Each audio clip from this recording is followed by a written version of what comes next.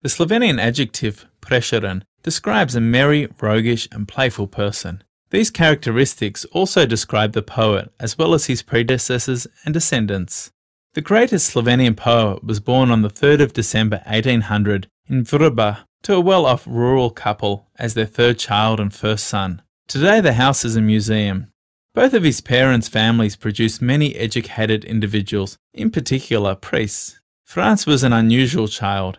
He was tender as well as clever and revealed many of his talents while still in early childhood. He used to rhyme in speaking and was capable of solving calculations quickly. As the first son, he should have taken up management of the family farm, but was sent instead to schools. He excelled on all levels, ultimately achieving a doctorate in law in Vienna, where he also deepened his knowledge of European poetry. It is said that he only had to read his materials once to know and understand them. Already as a secondary school student in Ljubljana, he composed poems in the Slovenian and German languages. However, only 3 of these poems were preserved. One of them is a translation of Berger's Leonora, which is said to surpass the original's vocal image in some places.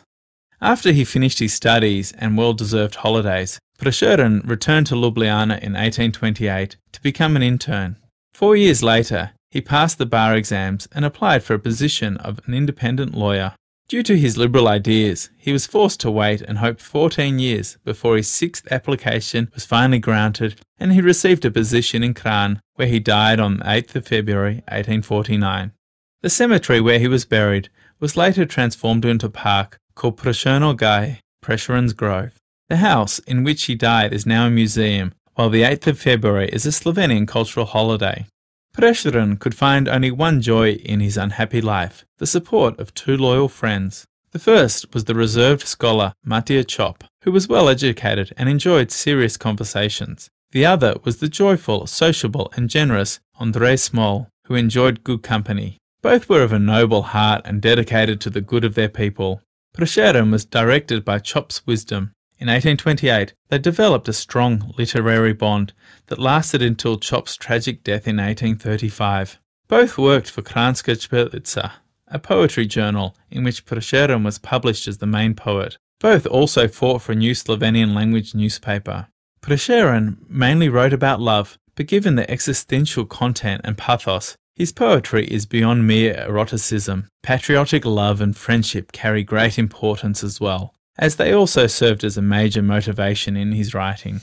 During his time, the Slovenian language was simple with a modest tradition in poetry. He chose the most complex poetic forms to introduce to his language with an amazing agility and freshness. He thus used his native language as Shakespeare used his, or as Dante used Italian, and Goethe the German language.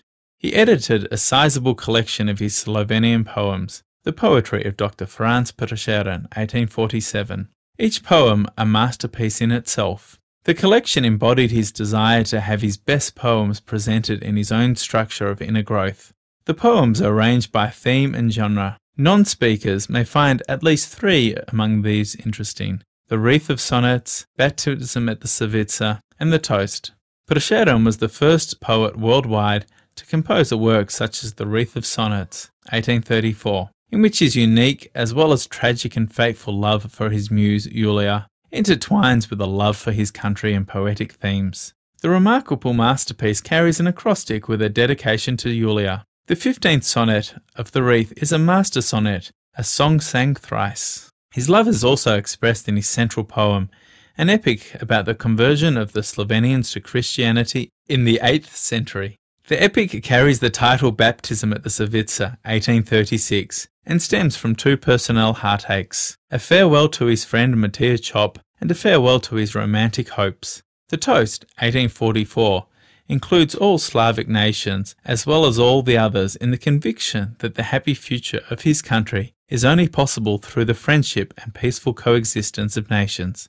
The 7th stanza of the Toast became the national anthem of independent Slovenia.